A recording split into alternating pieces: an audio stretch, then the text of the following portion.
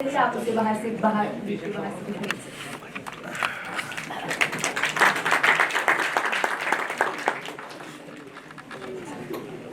शुक्रिया खुशबू जी।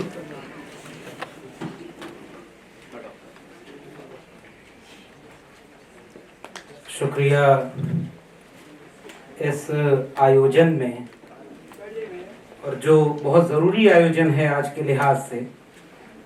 आप सब इतनी तादाद में आए हुए हैं। आज मैं अपनी बात शुरू करूंगा एक मेरी प्रिय कवित्री हैं जसिंटा किरकिट्टा की एक छोटी सी कविता से, कि जब मैंने अ से अनार लिखा, उन्होंने कहा आह कितना सुंदर। जब मैंने आ से आम लिखा तो उन्होंने आम के गुण गाए। जब अ से अधिकार लिखा वे भड़क गए। और आज दिल्ली के जिस परिसर में हम हैं, आजादी के अमृत काल के वक्त भी इस परिसर में आदिवासी समाज के इतिहास पर एक किताब लिखी जाए और उसका विमोचन हो और इतनी तादाद में लोग उसमें शामिल हों, ये वो नया इतिहास है जिसका इंतजार करते करते अमृत काल आ गया। इसके लिए मैं लेखक को बहुत बधाई देना चाहता हूं।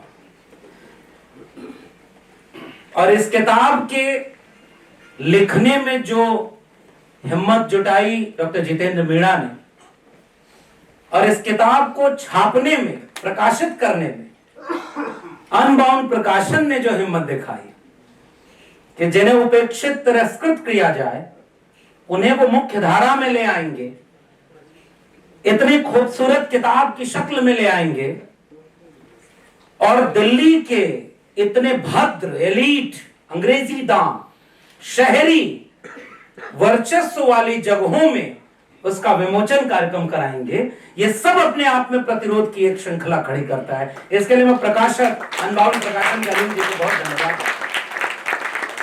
और इस किताब को गौर से देखिएगा। इसका कवर पेज पीले और हरे रंगों के मेल से बना है। इसके मुख पृष्ठ पर भारत का नक्शा है और उस नक्शे के ऊपर आदिवासियों के प्रतीकात्मक चिन्हों के बीच लिखा हुआ है राष्ट्र निर्माण में आदिवासी। यानी ये कवर पेज ही दावा करता है कि ये मुल्क हमारा है, लेकिन जो इस देश, इस दुनिया के सबसे पहले मूल निवासी थे, उनके साथ सबसे बड़ा धोखा या साजिश किसी तलवार, बंदूक या तोप ने नहीं की। उसके साथ सबसे बड़ी साजिश कलम ने की, जिनके ऊपर यह हक था कि वो इतिहास में दर्ज करेंगे उन आदिवासियों के इतिहास को भी। उन्होंने धोखा किया, तो जो कलम ने धोखा किया उस धोखे का हिसाब करने के लिए आदिवासियों ने खुद अपने हाथ में कलम उठाई है। और जितेंद्र मीणा को मैं बहुत बधाई देता हूं कि उन्होंने इस तरह की शानदार कोशिश यहां पर की। और इसमें जो आदिवासी लिखा हुआ है वो नीले रंग से लिखा हुआ है। और यहां संपादक आशीष जी हैं और प्रकाशक हैं। मैं आप सबका ध्यान इधर आकर्षित कराना चाहता हूं, और इसलिए आकर्षित करना चाहता हूं कि कुछ चीजें होती हैं। जैसे मैं बचपन में जब गाड़ी चलाना सीखा तो बहुत, मैं ये नहीं बोलने वाला था कि मैं भी बचपन में आदिवासियों के बीच रहा करता था। मैं बिल्कुल उधर नहीं जा रहा। मेरा तो आदिवासियों से जन्मों जन्मों का नाता है। ये वाक्य नहीं बोल रहा हूं, मैं एक किस्सा सुनाना चाह रहा था कि जब अपने से गाड़ी चलाना होता था अकेले तो लगता था कि हमें अच्छी ड्राइविंग आती है, लेकिन जब कोई बहुत खास परिवार का बैठ जाता था तो हाथ कांपते। अब कोई अगर लेखक हो तो उसकी किताब पर बोलना आसान है, लेकिन लेखक से पहले कोई मित्र हो तो जोखिम भरा है कि भाई आप क्या बोलेंगे, संभल के बोलना। फिर भी मैं कुछ बातें इतिहास के थोड़े से पुराने पन्नों को उधेड़ते हुए, प्रोफेसर अंशु कुमार और प्रोफेसर मनोज झा यहाँ बैठे हुए हैं, प्रोफेसर सोना झरिया मिंज बैठी हुई हैं, मैं थोड़ा सा कुछ साल पहले पन्ना पलटना चाहता हूं। शायद दिसंबर या जनवरी का महीना था, साल 2018-19, और इस देश में 13 पॉइंट रोस्टर आया था। और इसीलिए मैं कह रहा हूं इस मंच पर यह बात बोलनी चाहिए, क्योंकि ये सारे लोग जो मंच पर हैं वो सारे उस आंदोलन से जुड़े हुए हैं। और उस समय पूरे देश में रोस्टर आंदोलन के खिलाफ जो अगुवाई थी वो दिल्ली विश्वविद्यालय ने की थी, उनमें हम लोग शुमार थे। लेकिन उसी बीच में जितेंद्र मीणा एक बार एक नया मुद्दा एक बैठक में ले आते हैं कि आदिवासियों के वन अधिकार अधिनियम से छेड़खानी हो रही है, और उन्हें कागज दिखाने के लिए कहा जा रहा है कि अगर आपको यह साबित करना है कि वो जमीन जिस पर आप नहीं आपके पुरखे रहते आए हैं वो जमीन आपकी है, इसके लिए आपको कागज दिखाना पड़ेगा। हम लोग भी समझे कि ये कौन सा मुद्दा है, इस पर हम लोग क्या करेंगे क्या नहीं करेंगे। लेकिन जितेंद्र मीणा ने उसका पूरा शोध किया हुआ था, और उसके बाद धीरे धीरे वो मुद्दा बना। और मुझे याद है जंतर मंतर पर एक बड़ा आंदोलन हुआ, और उस समय देश में ये नारा लगा था कि भले जेल में जाएंगे हम कागज नहीं दिखाएंगे।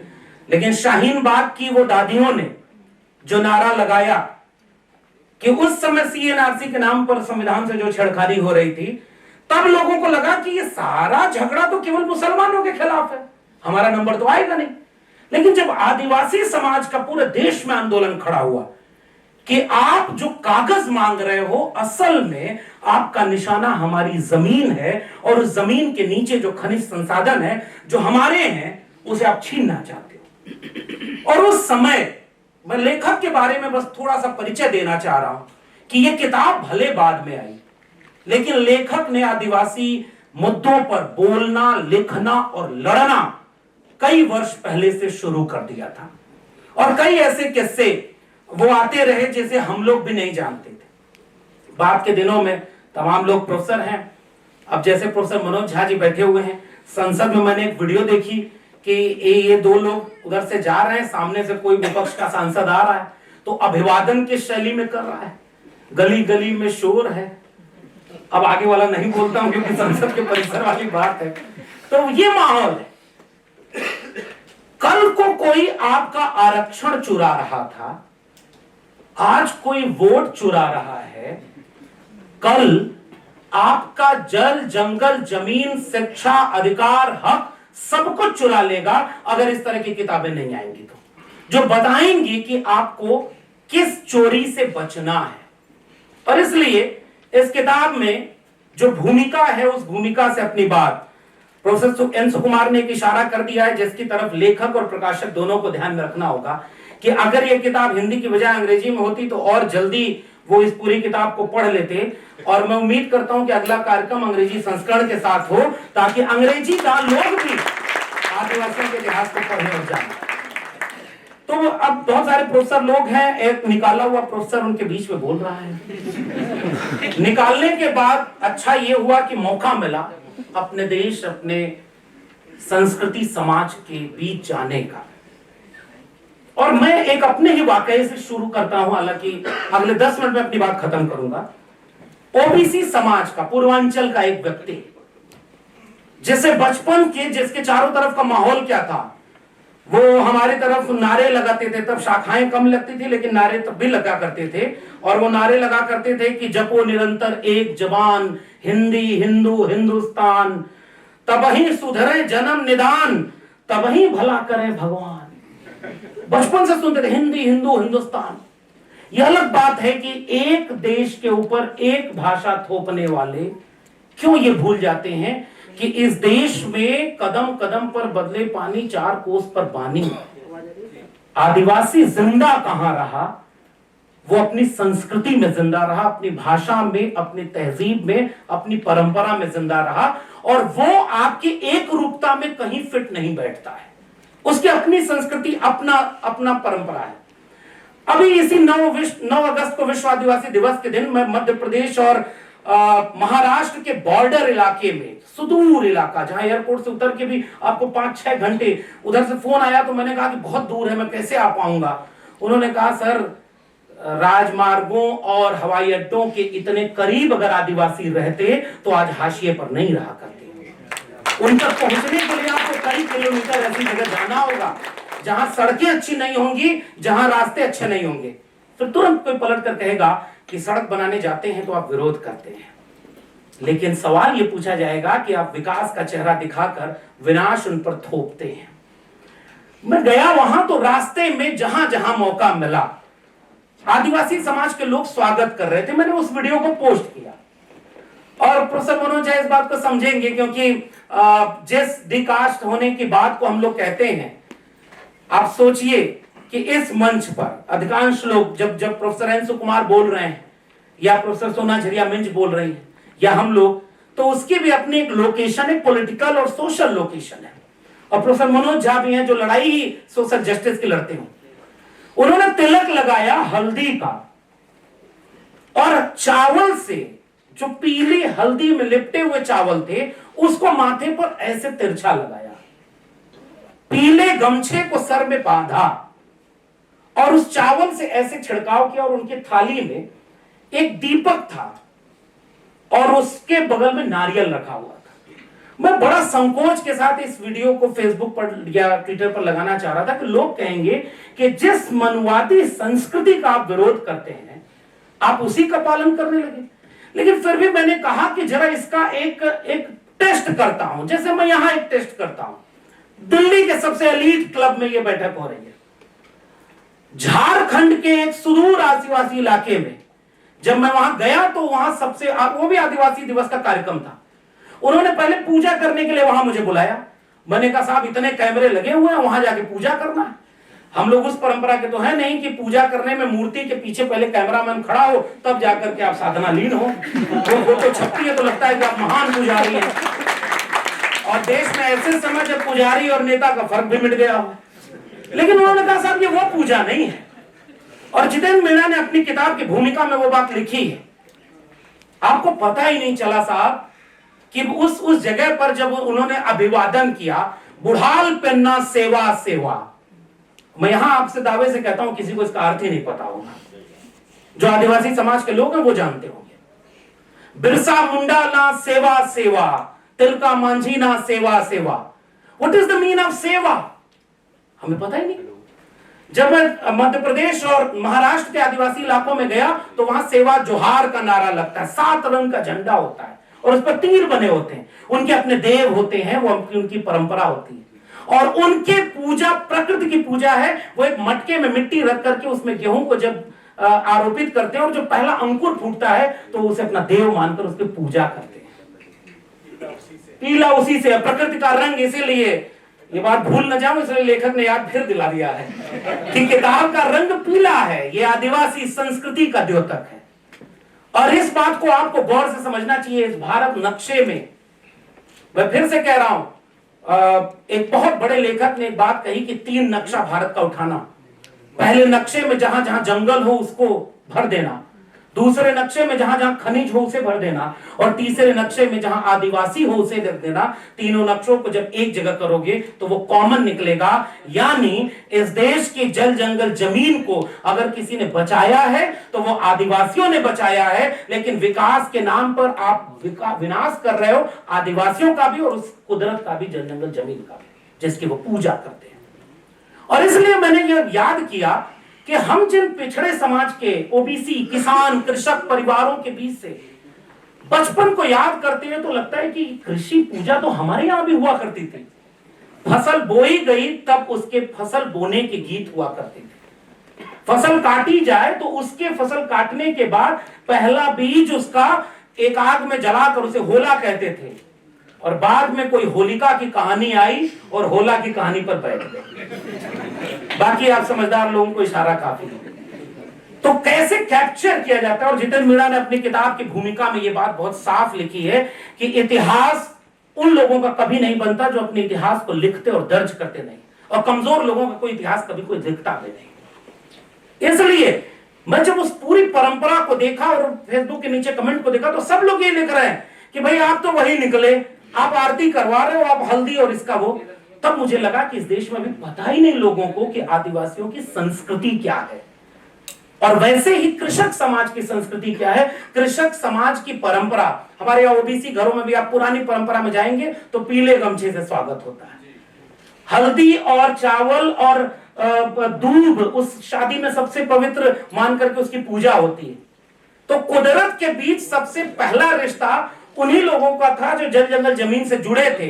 बीच में कोई बैठ गया जो बताने लगा कि हम वो ठेकेदार हैं जो आपकी पूजा को भी वैध और अवैध साबित करेंगे। और उन्हीं लोगों के हाथ में जब कलम आई, महात्मा ज्योतिबा फूले ने उन्हीं लोगों के लिए लिखा है कलम कसाई। बहुत कठिन शब्द है, चुभेगा। हम भी चाहते हैं कि चुभे। बहुत आसान चीजों से, फूल से इलाज होता भी नहीं। जी नहीं सकता तो जीने की तमन्ना छोड़ दे, बहते बहते रुक जाए वो दरिया छोड़ दे। फूल था मैं और मुझे कांटा बनाकर रख दिया, और अब कांटे से कहते हो कि चुभना छोड़ दे। तो हम तो चाहते हैं कि ये बातें आपको चुभें कि आपने इतिहास में किस तरह से चीजों को लिखा है। और हमारे भारत आदिवासी पार्टी के सांसद राजकुमार राज जी हमारे बीच में आए हैं। मैं चाहता हूं कि वो भी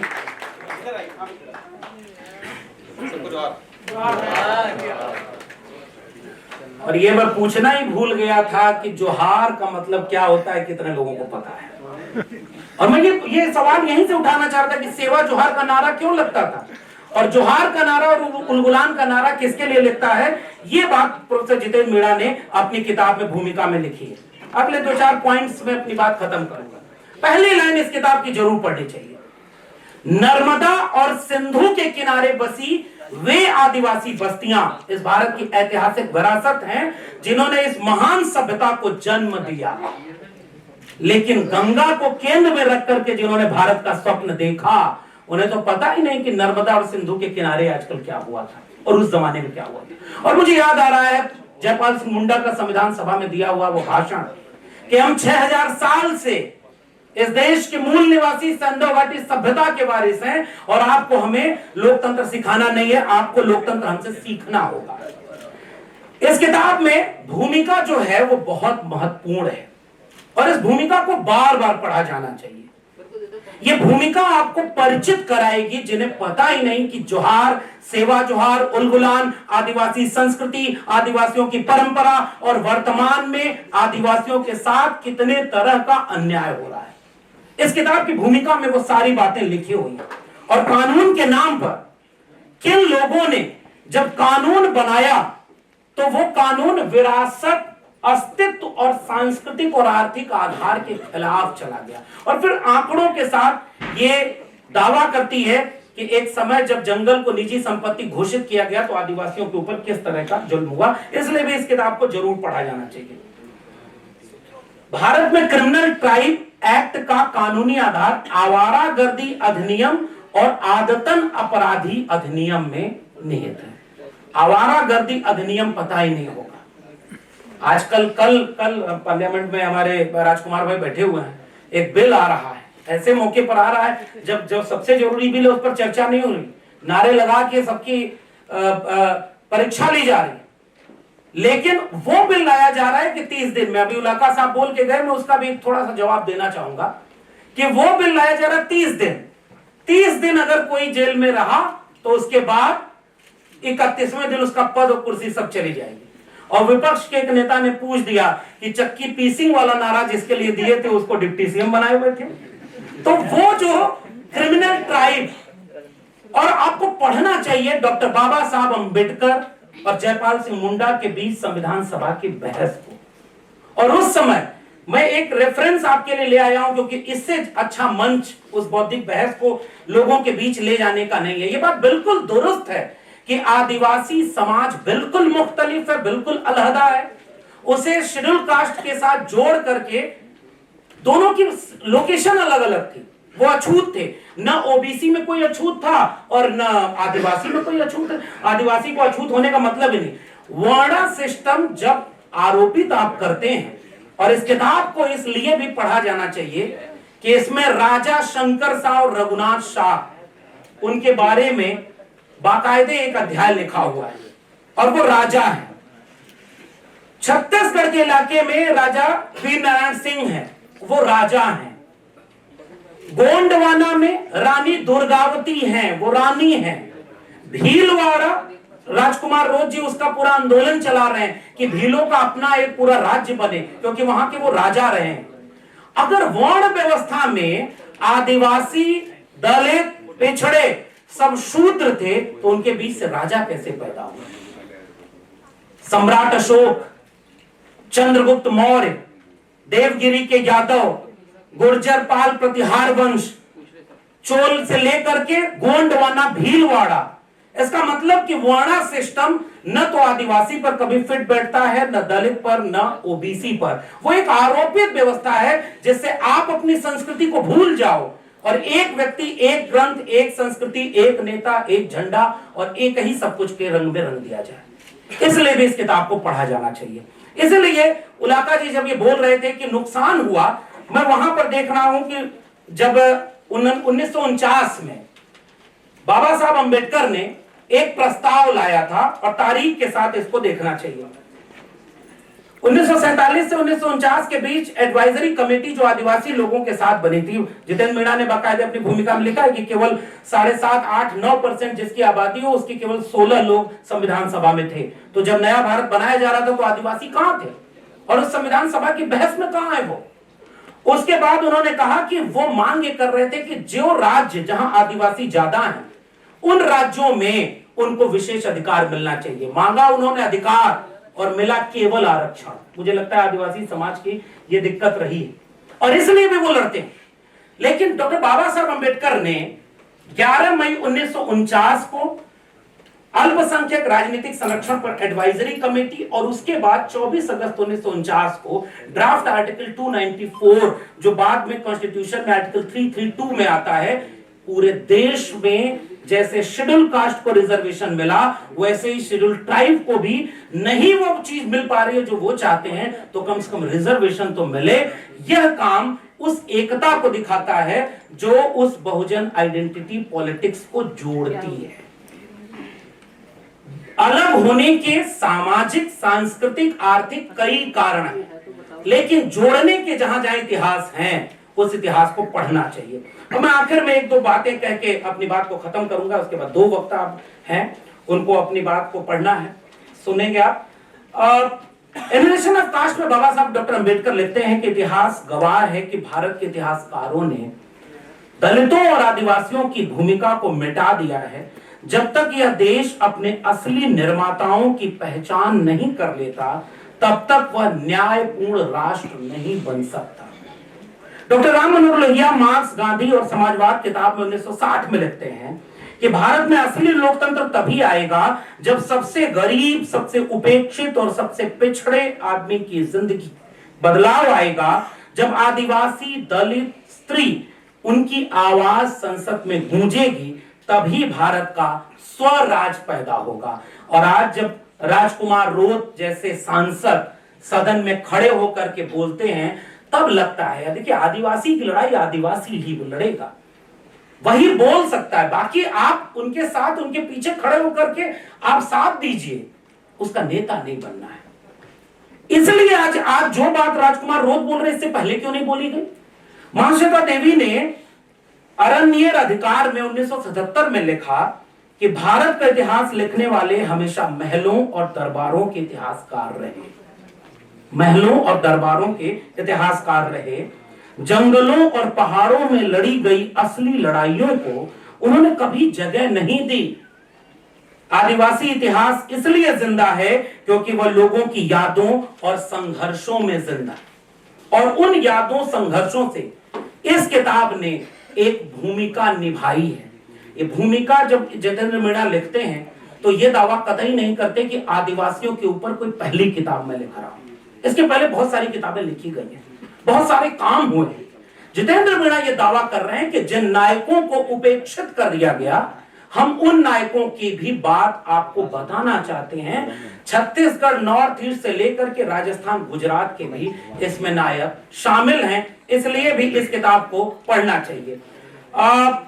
एक कोटेशन, 1-2 बस पढ़ के मैं अपनी बात खत्म करूंगा। हालांकि पेज नंबर 33 पर इन्होंने वनवासी वाले संकट के ऊपर भी इशारा किया है कि कुछ लोग आदिवासियों को वनवासी कहकर के अपनी संस्कृति भी थोप रहे हैं। जबकि आदिवासी संस्कृति का उनसे मेल नहीं है। आपको जानकारी होनी चाहिए कि झारखंड में विधानसभा ने यह बिल पारित किया कि अब की जब जनगणना हो तो धर्म के कॉलम में हमारा अपना धर्म भी लिखा होना चाहिए।